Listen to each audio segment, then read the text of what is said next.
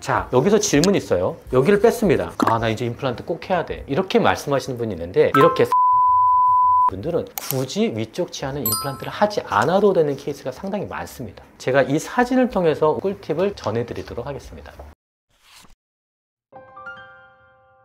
선천적으로 치아 안쪽이 없는 분들이 있는데요. 충치 등의 이유로 치아 상실된 분도 있습니다. 제일 많이 물어보시는 게 안쪽 어금니 없는 채로 살아도 되지 않나요? 이렇게 물어보시는 분들 많은데요. 사실 앞니는 보이니까 바로 신경 쓰이는데 어금니는 없어도 그렇게 신경 쓰이지 않으신다는 분들도 있습니다. 여러분들은 어떻게 생각하세요? 제일 안쪽 어금니 없어도 된다고 생각하십니까? 오늘 이에 대한 내용에 대해서 실제 사례를 통해서 설명드리도록 하겠습니다. 자, 그러기 위해서는 먼저 치아의 구조와 역할에 대해서 알아볼 필요가 있습니다. 치아의 기능과 역할은 위치에 따라서 다르죠. 치아는 전치부와 어금니, 구치부로 나누어져 있는데요. 앞니는 흔히들 오해하듯이 심미, 구치부, 어금니는 저작의 기능에 초점이 맞춰졌다라고 생각하시는데 꼭 그렇지만은 않습니다. 전치부는 저작의 일부와 심미, 발음 등이 주된 역할이 있고, 구치부는 대부분 저작 활동을 하지만 고압, 고경을 유지해 주어서 위턱과 아래턱의 안모 형태를 지지해주는 역할을 합니다. 만약 구치부, 어금니가 지나치게 낮다면 어떻게 될까요? 좀 합주기가 되겠죠. 처음에 젊으셨을 때는 괜찮았는데 오랜 마모 때문에 치아가 많이 낮아져 있어서 합주기 안모를 보이는 분들도 있습니다. 각자 자신의 위치에서 제 기능을 발휘하고 저작, 발음, 심미의 기능의 역할에 충실할 때 서로 보조하고 협력하는 치아의 조화로움을 추구하는 것이 가장 중요할 것 같습니다. 아까 처음으로 돌아와서 제일 안쪽 어금니 없어도 될까요? 라고 물어보시는데, 이분은 사랑니까지 아주 반듯하게 나신 분이었습니다. 제일 안쪽 어금니는 사랑니입니다. 이 사랑니를 말씀드리는 게 아니고 저희가 지금 집중해서 말씀드리려는 거는 제일 안쪽 어금니, 사랑니를 제외한 이쪽 치아를 말씀드립니다. 이쪽 치아의 이름은 있습니다. 첫 번째 제1대구치, 두 번째 제2대구치로서 사랑니는 제3대구치가 되겠죠. 이제는 제1대구치와 제2대구치의 모양과 기능에 집중해 보도록 하겠습니다. 뒤로 갈수록 턱관절 힌지라고 접히는 영역이 있는데요. 턱관절에 가깝게 연결되기 때문에 힘을 가장 많이 받아요.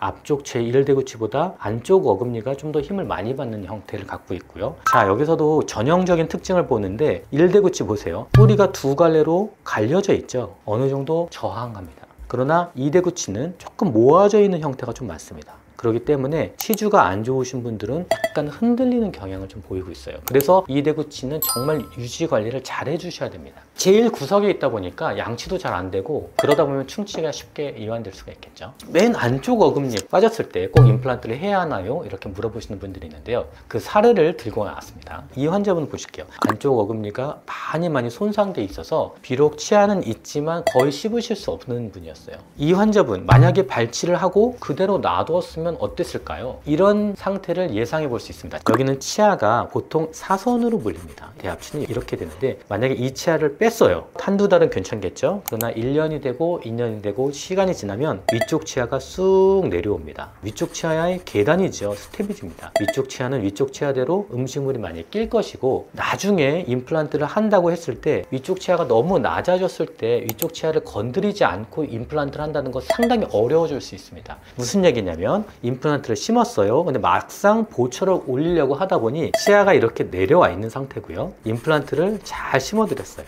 그런데 실제 치아는 이렇게 낮게 올라가는 분들이 종종 있습니다. 위쪽 치아를 건드리지 않고 임플란트 할 경우에는 이런 일이 발생하죠. 난장이 치아라고 말하는데 이렇게 들어가면 굉장히 불편합니다. 음식물도 많이 끼고요. 치주적인 문제도 많이 있습니다. 만약에 발치를 하고 나서 뒤늦게 임플란트를 하게 되는 경우에는 반드시 위쪽 치아의 정출을 해결해 줘야 됩니다. 해결한다는 것은 교정적으로 인트루전, 함입을 할 수도 있겠고요. 또는 크라운으로 원래의 높이대로 맞춰주면 원래 치아의 사이즈의 임플란트가 들어갈 수가 있습니다. 많이 기다리고 또는 치료가 지연되면 대합치의 정출이 예상될 수도 있습니다. 그래서 저는 발치 후 즉시 임플란트, 뼈 이식을 동반한 임플란트로 식립해 드렸습니다. 예쁘게 임플란트가 튼튼하게 들어갔고요. 여기에는 임플란트 커버 스크류를 높게 달아놨습니다. 여기는 실제로 이식한 뼈입니다. 이식한 뼈고 차폐막을 잘 둘러서 튼튼한 위치에 정확한 각도로 심어드렸습니다. 앞으로 2개월, 3개월 정도 뒤에는 저희가 원하는 보철 모양이 나올 것입니다. 그러면 어떤 경우에는 임플란트를 하고 어떤 경우에는 임플란트를 하지 않아도 되는지 이 부분에 대해서 말씀드리도록 하겠습니다. 상악과 하악에 대해서 나누어서 좀 생각해 볼 필요가 있습니다. 만약에 3급 부정교합이고 하악의 임플란트가 없다면 꼭